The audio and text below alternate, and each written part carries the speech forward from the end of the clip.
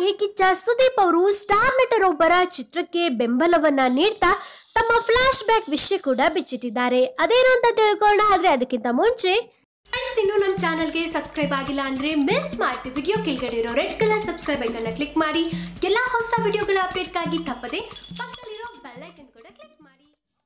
ಅಂದಹಾಗೆ ಶಿವರಾಜ್ ಕುಮಾರ್ ಅವರು ಪ್ರಪ್ರಥಮ ಬಾರಿಗೆ ಅಂಧನ ಪಾತ್ರದಲ್ಲಿ ನಟಿಸಿರುವಂತಹ ಚಿತ್ರವೇ ಕವಚ. ಇನ್ನು ಈ ಪಿಕ್ಚರ್ ಅಲ್ಲಿ ರೆಕ್ಕೆಯ ಕುದುರೆ ಏರಿ ಬೆಳ್ಳಿ ಬೆಳ್ಳಿ ಮೋಡವ ದಾಟಿ ಅನ್ನೋ ಒಂದು ಸುಂದರವಾದ ಗೀತೆ ಇದೆ. ಸೊ ಈ ಗೀತೆಯನ್ನ ಈಗ ಕಿಚ್ಚ ಸುದೀಪ್ ಅವರು ಬಿಡುಗಡೆಗೊಳಿಸಿ ಚಿತ್ರತಂಡಕ್ಕೆ ವಿಶ್ ಕೂಡ ಮಾಡಿದ್ದಾರೆ. ಇದೇ ಒಂದು ಸಂದರ್ಭದಲ್ಲಿ ಫ್ಲಾಶ್ ಬ್ಯಾಕ್ ಹೋಗಿ ಒಂದು ವಿಷಯವನ್ನ ಬಿಚ್ಚಿಟ್ರು. ಅಂದಹಾಗೆ ಎಲ್ಲರಿಗೂ ಗೊತ್ತಿರೋ ಹಾಗೆ ಕಿಚ್ಚ ಸುದೀಪ್ ಅವರ ಮೊದಲನೇ ಚಿತ್ರ ಅಂದ್ರೆ ಸ್ಪರ್ಶ. ಇನ್ನು ಈ ಸ್ಪರ್ಶ ಚಿತ್ರದ ಆಡಿಯೋ ಬಿಡುಗಡೆ ಕಾರ್ಯಕ್ರಮ ಮಲ್ಲೇಶ್ವರ ಮೈದಾನದಲ್ಲಿ ನಡೆದಿತ್ತು.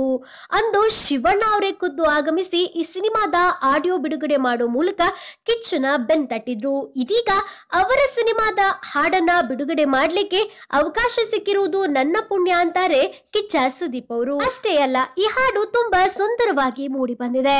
ಇನ್ನು ಶಿವಣ್ಣ ಅವರ ಎಕ್ಸ್ಪ್ರೆಷನ್ ಅದ್ಭುತವಾಗಿದೆ. ಎಲ್ಲರೂ ಕೇಳಿ ಚಿತ್ರತಂಡಕ್ಕೆ ಹಾರೈಸಿ ಅಂತ ಸುದೀಪ್ ಅವರು ವಿಶ್ ಮಾಡಿದ್ದಾರೆ. ಇನ್ನು ಚಿತ್ರದಲ್ಲಿ ಶಿವರಾಜ್ ಕುಮಾರ್ ಅವರು ಅಂಧನ ಪಾತ್ರದಲ್ಲಿ ನಟಿಸಿದ್ರೆ, ಬೇಬಿ ಅನನ್ಯ ಅವರು ಶಿವಣ್ಣನ ಮಗಳಾಗಿ ನಟಿಸಿದ್ದಾರೆ. ಓಕೆ ಫ್ರೆಂಡ್ಸ್, ಇದಾಗಿತ್ತು ಶಿವಣ್ಣನ ಕವಚ ಚಿತ್ರಕ್ಕಾಗಿ ಕಿಚ್ಚ ಸುದೀಪ್ ಅವರ ಬೆಂಬಲ. ಅಂದ್ಹಾಗೆ ಕವಚ ಹಾಡನ್ನ ನೀವು ಕೂಡ ಕೇಳಿದ್ರಾ? ಹೇಗಿತ್ತು ಅನ್ನೋದನ್ನ ಮಿಸ್ ಮಾಡ್ತೀವಿ. ಕಮೆಂಟ್ ಬಾಕ್ಸ್ ಅಲ್ಲಿ ಕಿಚ್ಚ ಸುದೀಪ್ ಅಥವಾ ಶಿವಣ್ಣ ಅಂತ ಕಮೆಂಟ್ ಮಾಡಿ ನಿಮ್ಮ ಅನಿಸಿಕೆ ಅಭಿಪ್ರಾಯಗಳನ್ನ ತಿಳಿಸಿ. ಪಕ್ಕಾ ಕಿಚ್ಚ ಸುದೀಪ್ ಮತ್ತು ಶಿವಣ್ಣ ಫ್ಯಾನ್ಸ್ ಆಗಿದ್ರೆ ಮಿಸ್ ಮಾಡದೆ ವಿಡಿಯೋಗೊಂದು ಲೈಕ್ ಕೊಟ್ಟು ಈಗಲೇ ಸುದ್ದಿನ ಎಲ್ಲ ಸ್ನೇಹಿತರಿಗೂ ಶೇರ್ ಮಾಡಿ. Thank you.